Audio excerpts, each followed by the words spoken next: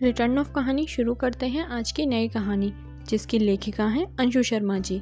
तो चलिए शुरू करते हैं। रज्जो की शादी धूमधाम से हुई। रोहित बहुत समझदार, प्यार करने वाला था। रज्जो को जैसे सब कुछ मिला। रज्जो सुबह ही उठकर उसके लिए उसका मनपसंद नाश्ता बनाती और टिफिन में ही एक से बढ़कर एक सब्जी रखती। रोहित भी हमेशा उसे सरप्राइज करता रहता।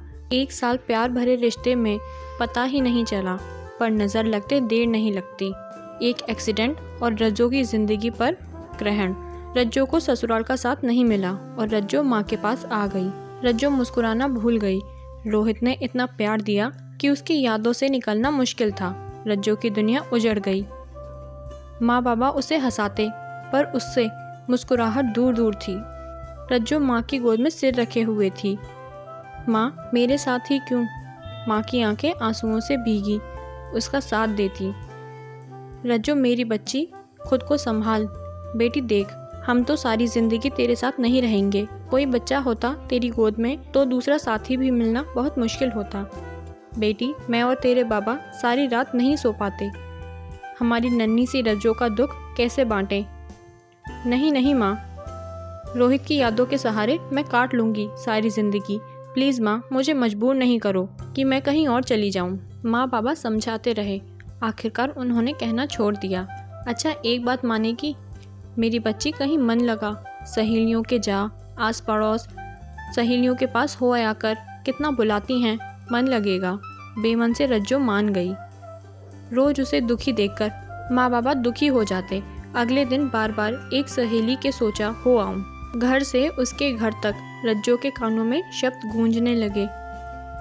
ओह, वही है जिसका पति चल बसा थोड़ी दूरी पर। क्या होगा, कम उम्र है। कदम तेजी से बढ़ा लिए थे रज्जो ने। उड़कर पहुंचना चाहती थी। कान बंद कर लिए, आंसू रुक नहीं रहे थे। सहेली के घर उदास रही और घर आके खूब रोई। क्यों साथ छोड़ गए रोहित? घर से निकलना मुश्किल हो गया। माँ ने मेरे लिए एक स्कूल में नौकरी की अर्जी दे दी।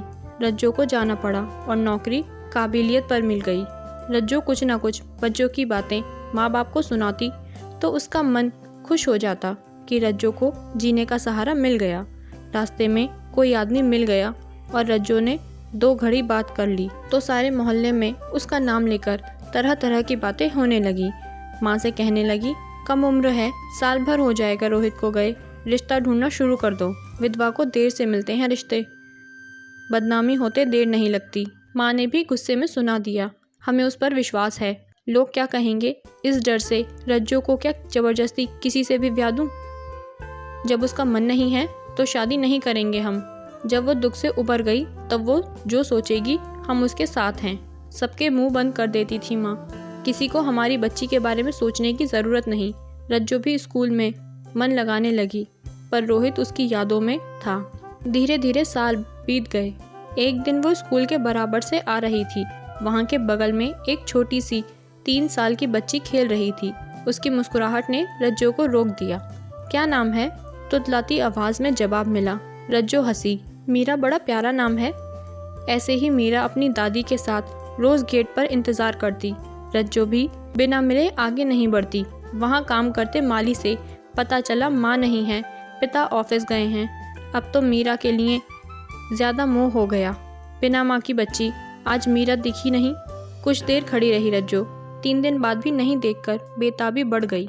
पढ़ाने में मन नहीं लगा। आधा दिन की छुट्टी लेकर मीरा के घर की डोरबेल बजा दी। डर भी रही थी, अनजान, कौन कैसे हो। सोचा बाहर से पूछ कर आ जाऊंगी। कौन? अंदर से आवाज़ आई। मैं रज्जो। अंदर आ जाओ। नहीं नहीं, मैं ठीक हूँ। मीरा है? मीरा आवाज़ पहचान गई और जिद करने लगी मिलने की। एक सुंदर सा नौजवान गोद में उठाकर मीरा को बाहर ले आया। आंटी, मीरा ने आवाज़ दी। माली भी रोज़ देखकर पहचानता था। अरे, ये दीदी रोज़ मीरा बेबी को मिलने आती हैं। मीरा की दादी भी आवाज़ सुनकर आ गईं। बेटी अंदर आओ, मीरा रोज़ देखती है तुम्हें, इंतज़ार करती है तुम्हारा। बुखार है इसे तेज, कुछ खा नहीं रही। रज्जो ने गोद में लिया मीरा को। मीरा गले से चिपक गई। गालों पर तपते गाल लगे। ओह, तेज है बुखार। बाहर ही कुर्सी पर बैठ गई रज्जो और खाना मंगाकर बातों में खिला दिया। दादी माँ भी खुश हो गईं। रोज आया करो। खुश देखा आज इसको। इसकी माँ होती तो वो जन्म देते चल बसी।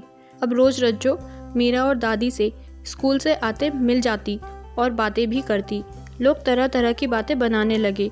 रज्जो ने माँ को बताया कि लोग उसको मीरा के घर जाने पर बदनाम कर रहे हैं। माँ ने कहा, लोग क्या कहते हैं, तुम सही हो तो डरने की ज़रूरत नहीं। लोगों को बातें चाहिए, उन्हें ध्यान देने की ज़रूरत नहीं। हमें तुम्हें खुद पर विश्वास होना चाहिए। तुम जब दुखी थी तब भी लोग बुराई कर रहे थे, अब खुश हो तब भी कर रहे हैं। सोचो मत। रोहित की तरफ से थोड़ा ध्यान मीरा में जाने लगा था। अब तो आदत सी हो गई थी रोज़ मिलने की रज्जो को। मीरा की दादी रज्जो से तन मन की बातें कर लेती थीं। मीरा के पापा भी मुस्कुरा देते कभी मिलते तो। माँ बाबा को रज्जो सारा दिन मीरा की बातें बताती। एक दिन मीरा और दादी रज्जो के घर आए। गोद में बैठी मीरा रज्जो बस बातें कर रहे थे। अचानक दादी माँ ने रज्जो का हाथ अपने बेटे के लिए मांग लिया। रज्जो से मीरा की दादी ने कहा, रज्जो, एक तुम ही हो जो मीरा और मेरे बेटे की ज़िंदगी में खुशी ला सकती हो। मीरा तुमसे घुल मिल गई है। रज्जो को मीरा से एक रिश्ता बन गया था। रज्जो माँ को देखकर मुस्कुरा दी और मीरा को गले लगा लिया। रज्जो के बाबा ने पूछा, और आपके बेटे को पसंद नहीं हुई तो? मीरा की दादी ने कहा, आज मैं उससे बात करके ही आई हूँ, उसे रज्जो पसंद है। रज्जो की माँ बाबा की खुशी का ठिकाना नहीं था। घर बैठे रिश्ता मिल गया और रज्जो की ना भी हाँ में मीरा ने बदल दी। कभी कभी किस्मत आपके लिए नई राह ले आती है जो आपने कभी नहीं सोची होती। कहानी सुनने के लिए धन्यवाद। क्या रज्जो को दूसरी शादी करनी चाहिए थी या सारी ज़िंदगी रोहित के ख्यालों के सहारे ही बितानी चाहिए थी? आप लोग हमें कमेंट करके ज़रूर बताएं। और कहानी अच्छी लगी हो तो लाइक कर, चैनल को सब्सक्राइब कर, बेल आइकन ज़रूर प्रेस करें। धन्यवाद।